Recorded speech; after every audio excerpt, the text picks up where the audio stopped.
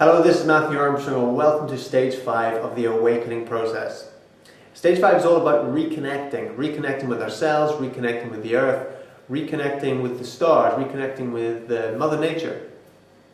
Because really we've become disconnected over the years, very disconnected from our planet, very disconnected from the stars.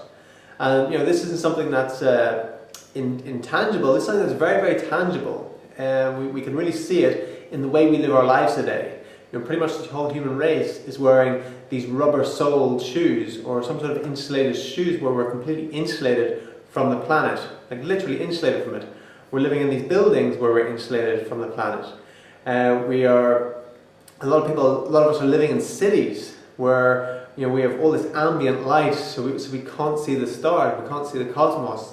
There's no trees around us, there's no nature, there's no mountains, there's no flowing water.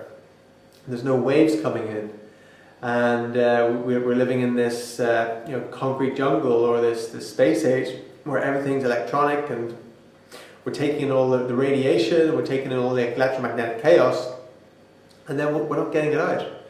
And it's something that I find is when I sleep outside in nature, I need about 2 hours less sleep. 2 hours less sleep because I'm receiving all the energy from nature. I'm breathing just pure fresh air. I'm out underneath the stars. And literally need 2 hours less sleep a night than when I'm indoors.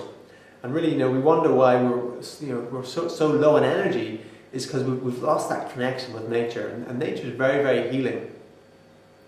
So, what we can do is simple things like take our shoes off and go out and go for a walk on the sand or in the grass. If we live in a city, go out in the park. I remember when I was at a conference in London where I was all stuck in a room. In front of laptops all day, about 30 or 40 laptops in the room. So much radiation and electromagnetic chaos is at lunchtime I went out into the park and just had to get my shoes off and get my feet in the grass and did some breathing exercises, a little bit of Tai Chi. And what I noticed was, sure there were other people there, but sitting down on the benches, maybe eating their sandwiches, yuppies, people in suits.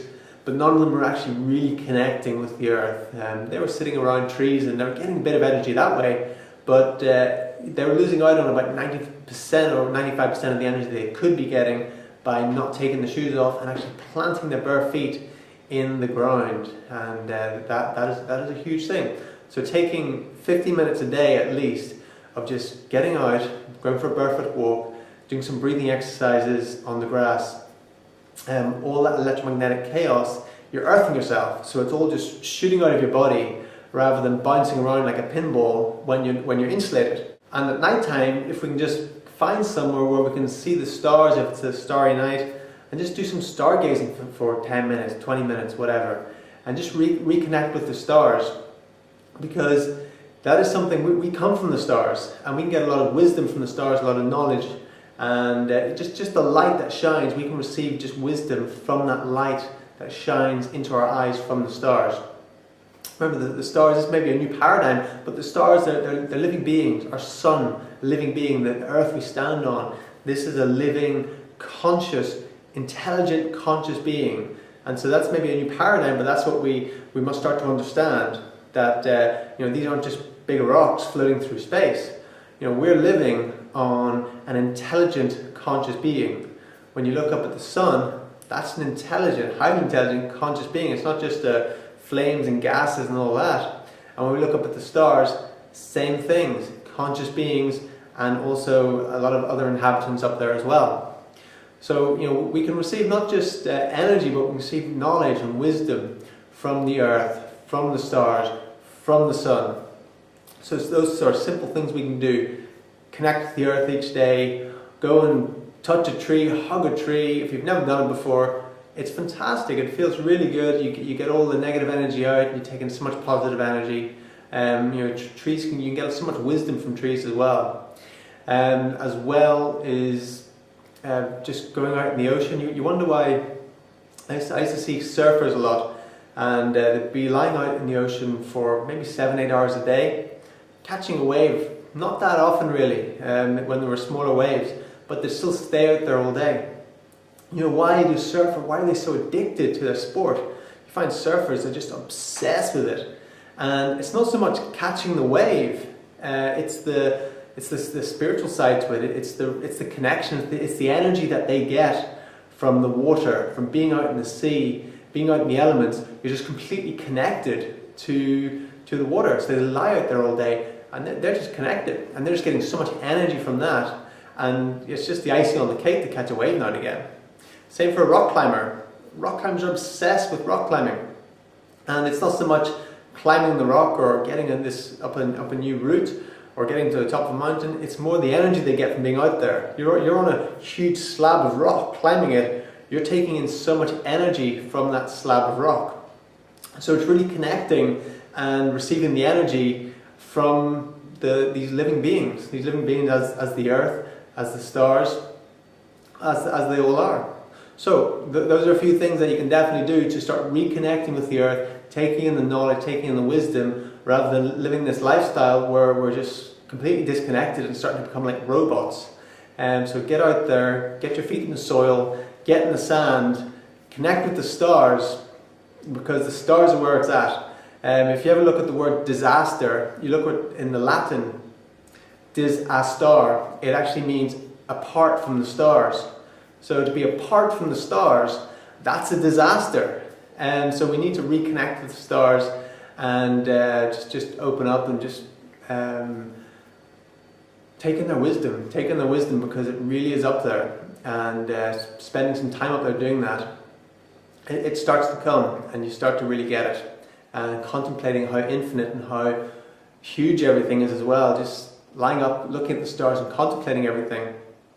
You know, there's 400 billion stars in our galaxy. 400 billion. That's incredible. You look up there, you might see 1,000 if you count it all night, on a really starry night.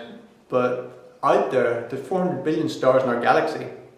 And then there's 100 billion other galaxies that we're aware of.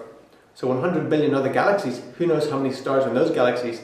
So when you're lying up there contemplating this, it really starts to expand your awareness, expand your mind to just be more into possibilities and not be so much just in our little blinkered world, because we're like little specks in this massive cosmos, and there's so much out there, there's so much intelligence, and we're really just our conscious mind, not who we truly are, but our conscious mind is just such a tiny part of that. You know, what we can see and experience with our 5 physical senses is nothing compared to what's out there. Absolutely nothing. You know, we can only see so much of the visual spectrum. You know, there's ultraviolet, there's infrared, there's so many other things that we're just not seeing out there. But a lot of the animals are actually seeing it. So, you know, don't be fooled by what you see. There's a lot more out there than what our eyes can see, or what we can touch, or what we can taste or smell, or what we can hear. Again, all the different frequencies, the sound frequencies that other animals can hear, we can't hear them. There's so much more going on out there, and we're only actually consciously tuned in to less than 1% of it, way less than 1%. Okay, so there's something to think about and something to do. Take a few actions, and it's very, very healing, and it also starts to awaken us when we connect with nature, the earth, the cosmos.